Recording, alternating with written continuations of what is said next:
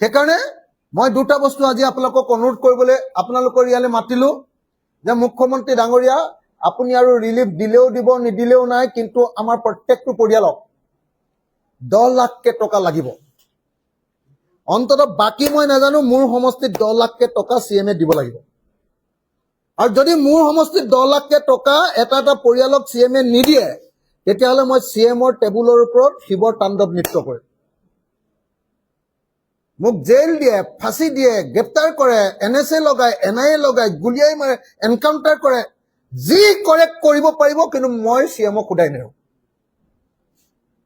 মই CMক সোধাই নেৰো। 15,000 টকা দি যদি বাচিম বুলি ভাবিছে, আৰু প্ৰধানমন্ত্ৰীয়ে যদি গামোচা লৈ আকৌ এবাৰ পৰা কৰে, মই মানে বেয়া শব্দ এতিয়া নকওঁ আৰু, কৰিম উল্টা পুল্টা কৰিম প্ৰতিবাদ, উল্টা পুল্টা প্ৰতিবাদ কৰিম। এই বিপদৰ সময়ত এতিয়ালৈকে নাহিলে। আজি কেইদিন হৈ গ'ল? 19 তাৰিখৰ পৰা আজি 29 তাৰিখ, 11 দিন হৈছে। আজি কমপ্লিট 11 দিন কমপ্লিট হৈছে। 11 দিনৰ পাছতো এতিয়ালৈকে প্ৰধানমন্ত্ৰী অসমলৈ নাহিলে।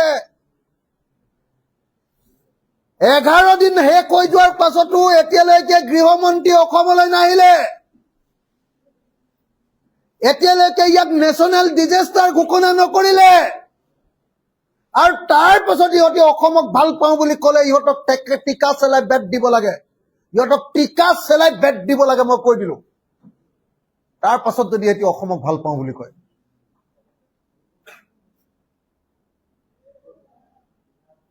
আচৰিত।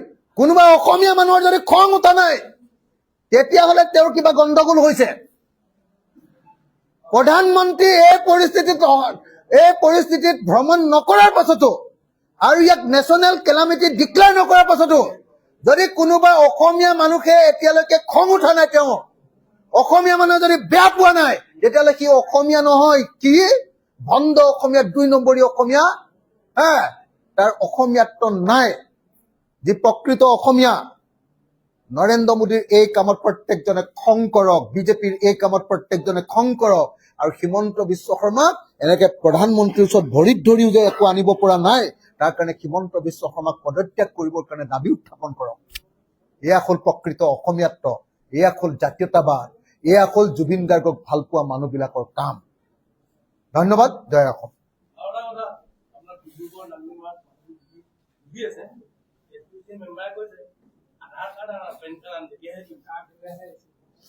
মানে এতিয়া মই এটা কথা আপোনালোকক খাটাংকে কৈ দিওঁ যে কোনো কাৰ্ড চাৰ্ডৰ কথা নাই।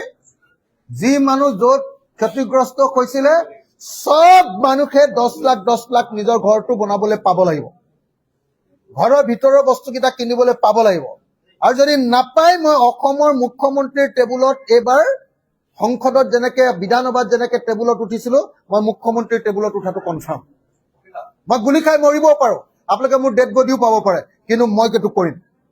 যিকেইটা নেশ্যনেল হাইৱে ঠিকাদাৰী সংস্থাই এই কামখিনি কৰিলে, এতিয়ালৈকে পানী ওলাই নোযোৱাৰ মূল কাৰণ অন্যতম এটা সেইটো। এতিয়া গৌৰী সাগৰৰ পৰা জাজিলৈকে ৰিগেল, এইফালে যিকেইটা আছে, খিচিৰি এসাঁজ এতিয়ালৈকে খোৱাৰ বাহিৰে একো কৰা নাই। এখন ডাম্পাৰত চাৰিঙৰ পৰা দিশমুখলৈকে ধৰা ছাগলী ৭৫টা খোৱাৰ ৭,০০০ টকা ৰিগেলে গৈছে। তেওঁলোকৰ দায়িত্ব আছিল না?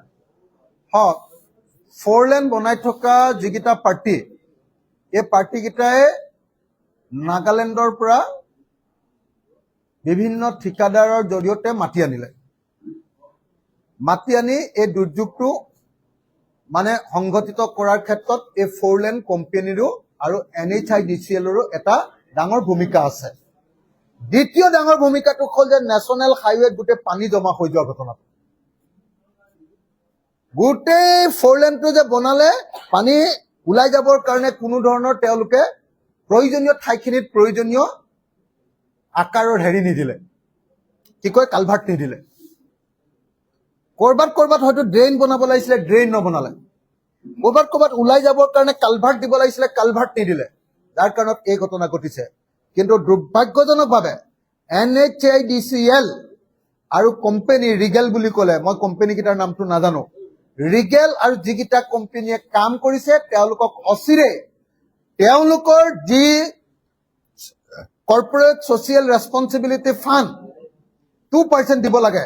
সেই 2% মই শিৱসাগৰৰ মানুহৰ কাৰণে আৰু যোৰহাটৰ মানুহৰ কাৰণে খৰচ কৰিবৰ কাৰণে দাবী উত্থাপন কৰিছো। Thank U.